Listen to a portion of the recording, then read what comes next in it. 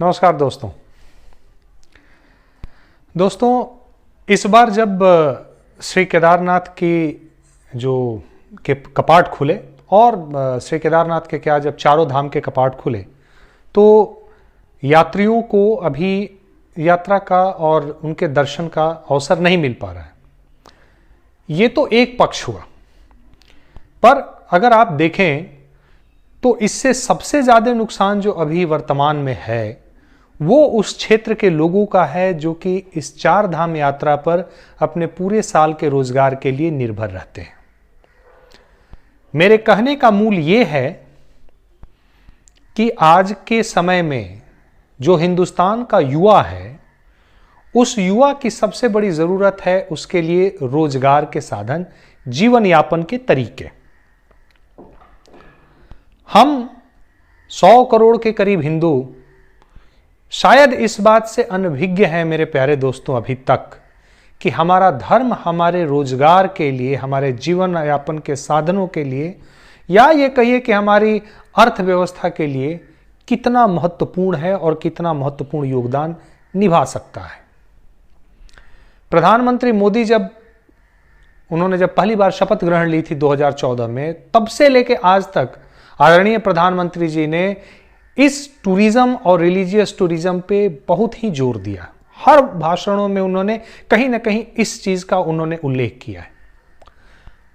आज का हमारा एपिसोड इसी चीज पर निर्भर है दोस्तों, इसी चीज पर बेस्ड है कि कैसे हमारा धर्म हमारे युवाओं के लिए एक सबसे महत्वपूर्ण रोजगार के साधन के रूप में साबित हो सकता है।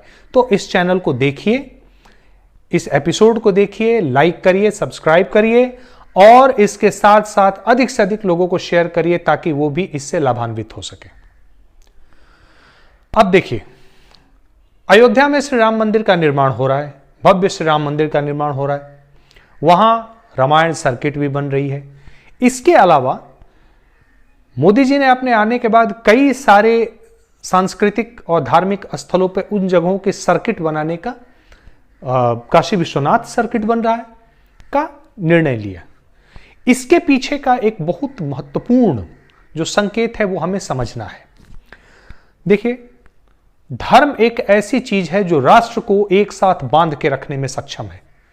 राष्ट्रीयता का मूल, या यूं कहिए कि धर्म का एक पक्ष है राष्ट्रीयता, अगर उसको हम सकारात्मक रूप में ले तो दोस्तों, जब धर्म हमारे पूरे राष्ट्र को बांध के रखने में सक्षम है तो वही धर्म हमें जिंदा रखने के लिए, हमारा पेट भरने के लिए, हमें रोजगार देने के लिए भी संपूर्ण रूप से सक्षम है। अब हमारे हिंदू धर्म का इतना ज्यादा विस्तार है देश से लेकर के विदेशों में।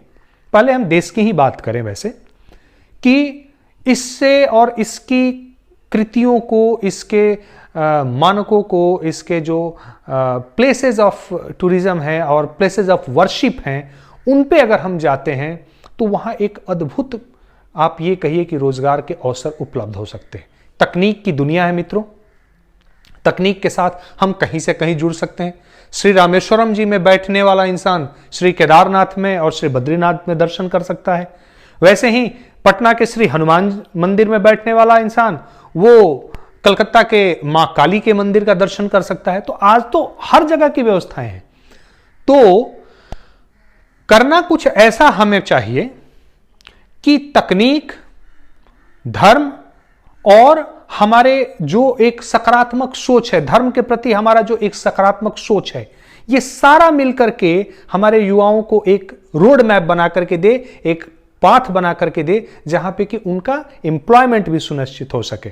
अब जैसे मैं समझता हूं कि जिस तरीके से काशी विश्वनाथ सर्किट बनाया जा रहा है, अगर वैसा ही कुछ सर्किट हम साउथ में भी घूमें, पहली बात तो है कि हमें अपने धर्म को सुरक्षित भी करना है और युवा शक्ति जितनी ज्यादा जुड़ेगी एक दूसरे के साथ, ध्यान रखिए युवाओं का जुड़ाव ही धर्म के बचाव का एक महत्वपूर्ण ताकत हो सकता है दोस्तों।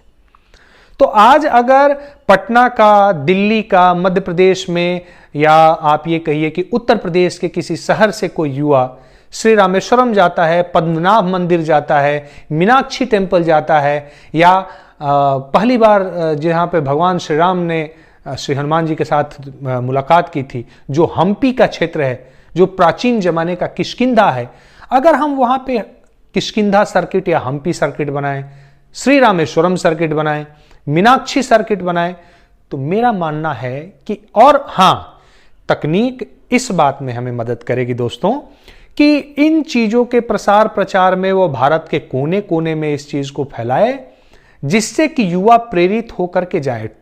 टूर एंड ट्रेवल्स का बिजनेस बढ़ सकता है, फूड एंड हॉस्पिटैलिटी का बिजनेस बढ़ सकता है, फार्मा और हेल्थ केयर का बिजनेस वहां पर आ सकता है।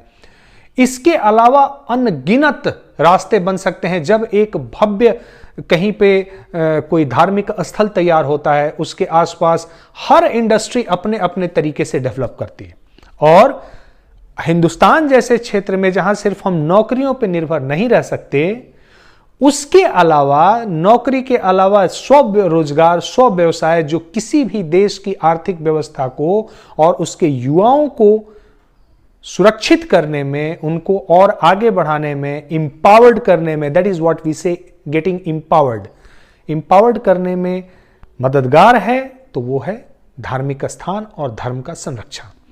तो इस दिशा में हम सबको भी तैयारी करनी चाहिए। अभी जहां पे वर्तमान स्थितियां हैं वहां पे हमें देखना चाहिए। अब एक और उदाहरण आपको देता हूं।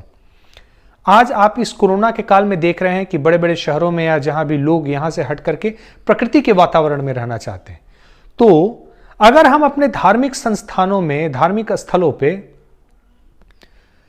नेचर के नियमों का, नेचर को प्रोटेक्ट करते हुए, प्रकृति का संरक्षण करते हुए, ऐसा नहीं कि वहां किसी तरीके की व्यसनों का या प्लास्टिक, इन सब चीजों का कम से कम उपयोग करते हुए, अगर हम जिसको बायोडिग्रेडेबल कहते हैं, इन चीजों का उपयोग करें और वर्क फ्रॉम टूरिज्म प्लेस हम बनाएं। एक हम मंत्र डेवलप करें कि work from tourism, work from holy place. तो अगर हम इस तरह के कॉन्सेप्ट को डेवलप करते हैं, तो मेरा मानना है दोस्तों कि वो बहुत ही चलेगा। वहां आपको रेवेन्यू भी काफी अच्छा मिलेगा और जाने वाले को उसका मन मुताबिक एनवायरमेंट और इकोलॉजी मिलेगी, और जो स्थान देता है उसको उसका प्रॉफिट और उसको रोजगार मिलेगा। अपने साथ साथ कई लोगों को वो रोजगार पे रख सकता है। तो इन चीजों को मिलाकर के धर्म हमेशा इंसान की रक्षा करता है, अर्थ की रक्षा करता है और प्रतिष्ठा की रक्षा करता है। तो मेरा मानना है कि हमारा हिंदू धर्म हमारे 100 करोड़ युवाओं के धर्म की, उनकी प्रतिष्ठा की, उनके रोजगार की, उनके संरक्षण की, सभी की रक्षा करने में समर्थ है। एक कदम हमें भी बढ़ाना है आगे, और मैं ये मानता हूं आप सब भी इस बात से सहमत होंगे। तो दोस्तों, इस एपिसोड को आप ज़्यादा से ज़्यादा लोगों में फैलाइए और अपने धर्म के साथ बने रहिए और रास्ता निकालिए कि कैसे हमारा धर्म हमें रोजगार देगा और हम कैसे उसको प्राप्त करेंगे। तो इसी के साथ आज के एपिसोड में मैं आपको नमस्कार करता हूं और उम्मीद रखता हूं कि आप मेरे साथ बने रहेंगे आगे भी। धन्यवाद।